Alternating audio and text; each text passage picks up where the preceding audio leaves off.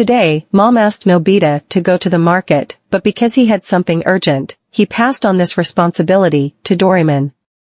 Despite that, Mom was still quite angry because Nobita went out to play instead of going to the market. Dad tried to help Nobita with a few words, but when Mom asked him to go to the market, he refused.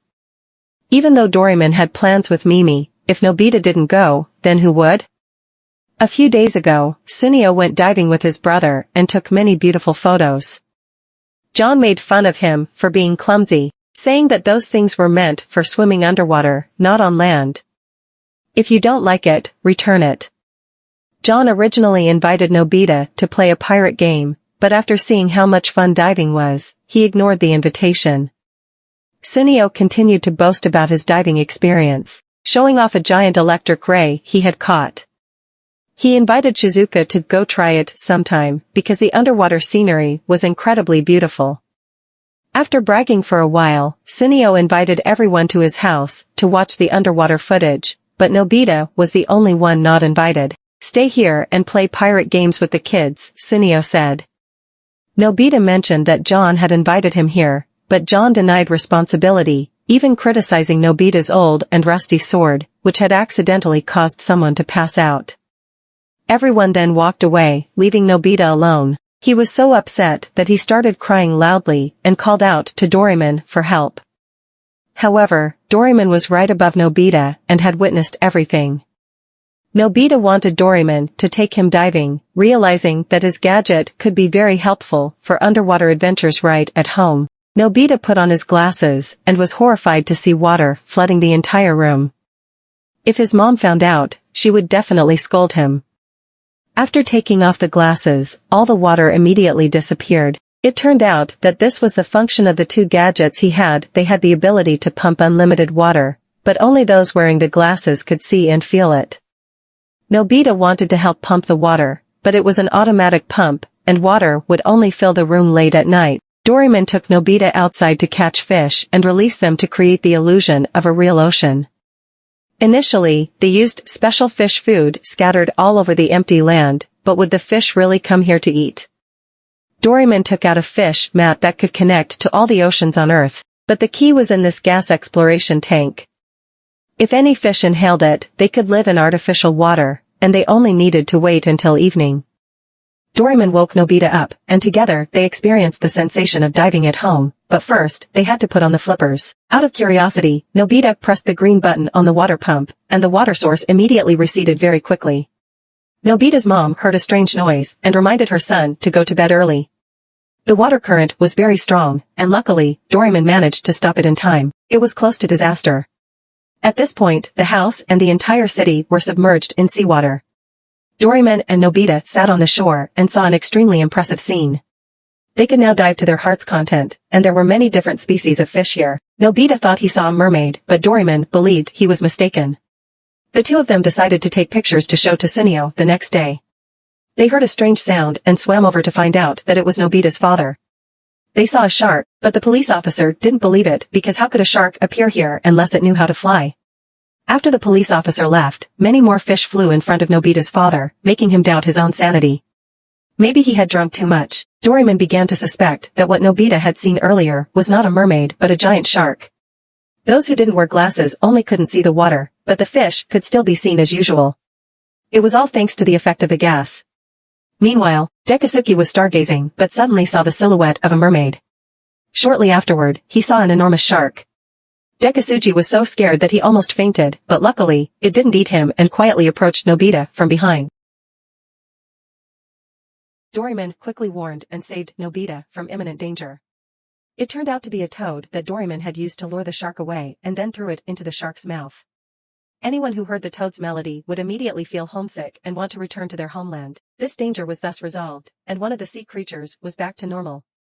There was still one more, though, and Nobita was about to discover it. The next morning, when Nobita woke up, he was startled to find a fish tail. He cried out for Doraemon to help. Nobita suspected it was the shark from the previous day, but Doraemon saw clearly that it was a girl inside the bush with an incredibly beautiful face. The girl suddenly woke up. Nobita's mom thought she was his friend and didn't understand anything that was going on. The girl pointed at Doraemon's face, trying to explain to Nobita. Doraemon had a translation bread roll here. The girl asked Doraemon what he was. Is it a green roof fish from the sky? She asked. Doraemon replied, do I look like a green roof fish from the sky? Rumors had it that a shark had appeared in this neighborhood last night, but John firmly refused to believe it. After all, this was supposed to be land, not the sea, right? Sophia, who was stunningly beautiful, immediately captured the attention of Sunio and John. They introduced themselves, and at that moment, a flying machine flew by. It was the first time Sophia had seen something like this, as she was used to living underwater. She thought it was swimming in the sky. Sunio laughed, saying, haha, you live under the sea, don't you? You probably live in the forest. In fact, she lived underwater. Everyone took Sophia on a tour of the neighborhood, but they almost forgot about her, nearly causing a traffic accident. Sophia knew nothing about this world and believed that drinking dewdrops could help her swim in the sky. She found this sensation absolutely thrilling. However, when she suddenly felt weakened by the sunlight, she wanted to immediately immerse herself in water. Upon hearing this, Doraemon used his magical door to transport her back to a women-only bathhouse. You guys, what are you waiting for? Get out! Doraemon scolded them. As soon as Sophia returned to the water surface, she quickly regained her strength. Sunio found her strange, thinking she didn't know anything about this world. Could she be a mermaid? Nobita also had some suspicions, as he had seen Doraemon's tail earlier in the morning. Mon, who was coming to visit, had mentioned that she was on her way and would arrive very quickly. When she appeared, she asked Doraemon if he knew anything about mermaids. This phone could answer all questions, but it needed a picture of a mermaid. Nobita drew a picture that was so beautiful it made everyone burst into laughter. Throughout history, mermaids had been described as beings with human upper bodies and fish tails, and every nation had legends about them. However, it had always remained at the level of legends, and no one had ever actually seen one. Doremi came to visit for a while and then left. They heard Shizuka shouting in the distance, so everyone hurried over to see what was happening. They found that she had turned into a mermaid as well. Sophia couldn't hide it any longer and confessed that she was a sea dweller who could transform into a mermaid with her special outfit. More than 5,000 years ago, Sophia's ancestors lived on the planet Aqua, a beautiful planet. However, one day, the seas became heavily polluted, and that was the reason they sought refuge on Earth. In reality, Sophia was a princess of the mermaid people, and the original plan was for her to become their queen, but she didn't want that role. Now, it was time for Sophia to return home, and everyone was worried about her. They searched everywhere for her. Shizuka and her friends wished they could visit Sophia's home. For Doraemon, this was not a difficult task, and Sophia agreed to it. Outside the universe, there was a powerful army searching for the traces of the mermaid people, who were the enemies of the mermaids. They wanted to steal the sacred sword of the mermaid people to gain enough power to dominate the universe. Doraemon used the duplicator mirror to create outfits similar to Sophia's. These outfits had a versatile lamp that could adapt to various environments, whether underwater or in outer space. The team used the fish mat to reach Sophia's underwater region. By pressing a button on the belt of the fishtail costume, the tail would appear. Nobita wobbled while practicing swimming. The underwater scenery was truly beautiful, and there were many interesting fish species. Doraemon taught Nobita how to swim, but he wasn't paying attention and accidentally attracted a giant sea creature. In the afternoon, the team decided to take a break underwater using a water separation line from Doraemon's gadget to create a safe area. Sophia felt that Doraemon was amazing, almost like the mythical deity Malaysia, who she often heard stories about. According to her, when mermaids were in danger, the deity Malaysia would use the mermaid's sword to save them. However, the sword had long been lost and was considered a legend. Nobita suggested that they try to find the mermaid's sword. Who knew they might be able to earn the respect of the mermaid people as great sea lions? This suggestion frustrated Doraemon. He took out 2 gadgets, held a piece of paper, stood in front of a fireplace, and thought about the item he wanted to find. If the mermaid sword really existed, it would appear along with some instructions. Oh my goodness, look at that. It appears to be true. Let's pray wholeheartedly for the mermaid people. If you see a beam of light, it means your prayers have connected. This is quite a puzzle, but at least it tells us that the sword is real. The night descended, and everyone went to sleep to search for the sword tomorrow. Shizuka praised Sophia's tiara, wishing she could be a princess for a day. Sophia let Shizuka try it on, and she felt amazing, right? Shizuka loved the tiara. Nobita was still sleeping deeply. Wake up, Grandpa. Underneath this abyss is the realm of the mermaids. The whole team followed Sophia and swam down. In theory, the deeper they went, the darker it should become. Still, thanks to Doraemon's adaptable lamp, they could see just as well as during the day. Nobita was not a good swimmer and quickly became tired, lying helplessly on the ground. The sea creature was enormous, and even the 36 tactics might not be enough to escape it. John found a cave to hide in, but Nobita, who couldn't swim, got stuck. It was a close call, but they managed to escape in time. Doraemon considered using an air cannon against the sea creature, but it didn't go as planned and instead got blown away by the creature. Fortunately, Sophia's people arrived, mistaking Doraemon for a green-nosed fish. With their numbers and advanced weaponry, they easily defeated the sea creature, which gradually shrank back into a regular-sized fish. Sophia was certain that someone had caused this trouble. She ordered Haribo to take the captured team away for kidnapping the princess. Only Shizuka, who was hiding in the cave, managed to escape, but she was quickly surrounded by strange machines.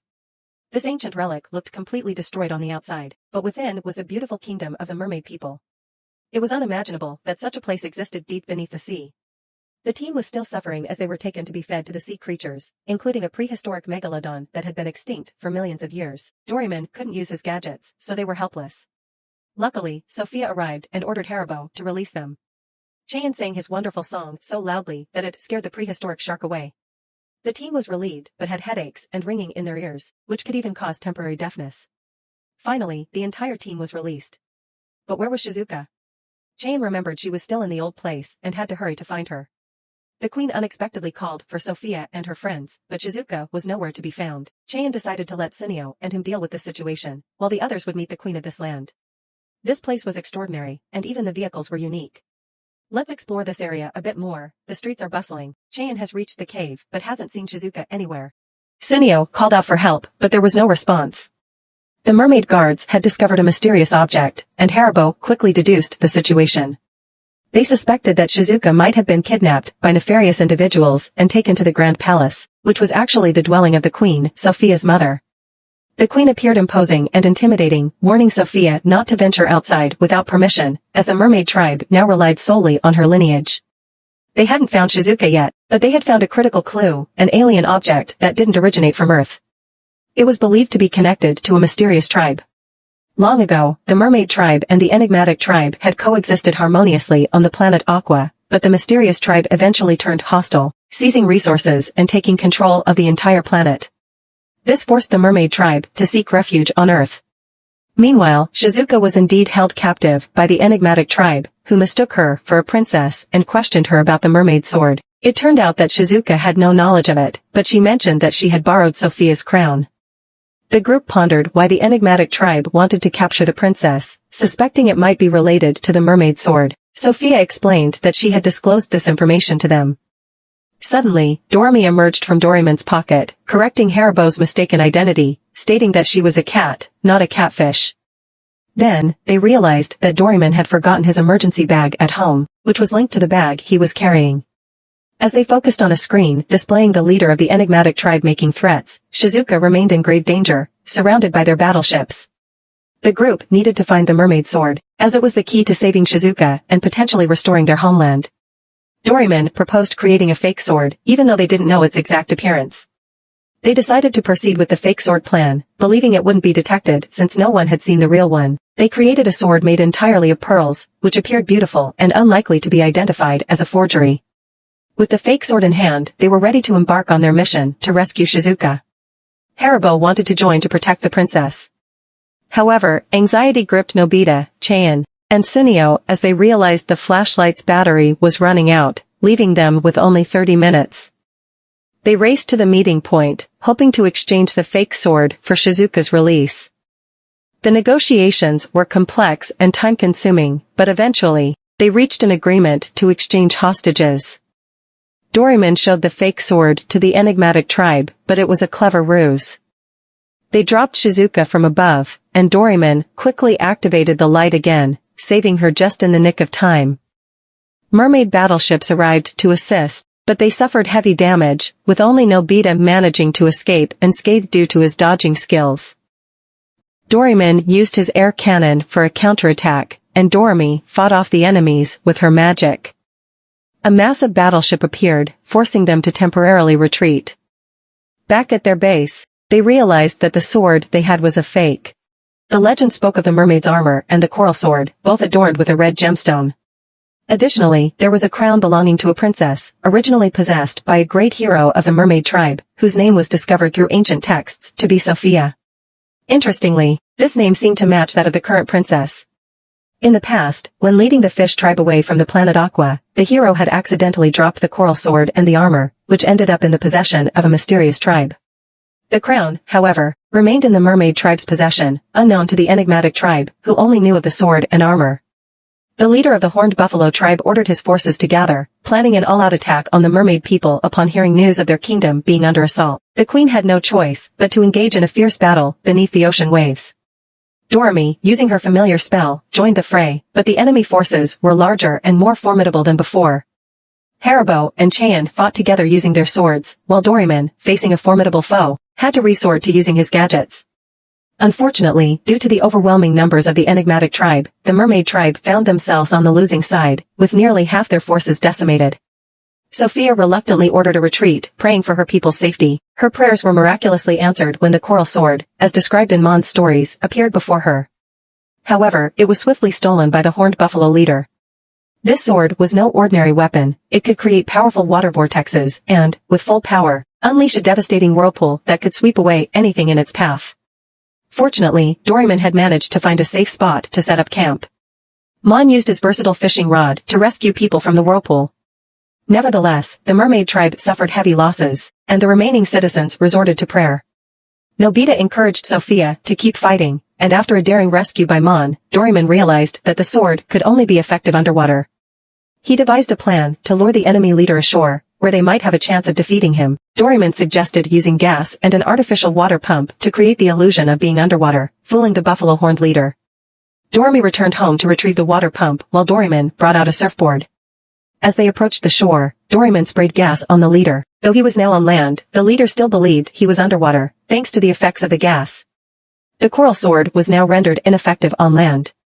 Sophia valiantly faced the leader, despite her petite stature, but she was overpowered. Doraemon used his light sword to disarm the leader, knocking the coral sword from his grasp. Doremi returned in time to activate an emergency water drain, pulling the buffalo-horned leader into the underwater pump. With the power of the coral sword, the tide turned in favor of the mermaid tribe. It emitted a brilliant light, beautifying the ocean once more and purifying its waters. Everyone marveled at the stunning transformation of the sea. Cheyenne even shed tears of joy. The sword could also cleanse water sources, giving hope that the mermaid tribe could restore their homeland, Aqua, to its former beauty. Sophia expressed her gratitude to Mon and the others for their help, realizing that without their assistance, the battle would have been much more challenging. All the enemy captives were imprisoned, and the mermaid people celebrated their victory. Queen Sophia officially declared herself the reigning monarch. Shizuka and the rest of the group, who had been away for 2 days, suddenly remembered they needed to return home. Thankfully, they had Doraemon's time machine, and now they knew they could visit Sophia on Earth whenever they wished. As Nobita's mother called him and his friends for dinner, Doremi was off to do some grocery shopping. Meanwhile, Nobita and his friends enjoyed a game of baseball on the empty field, celebrating their return and the newfound peace beneath the waves.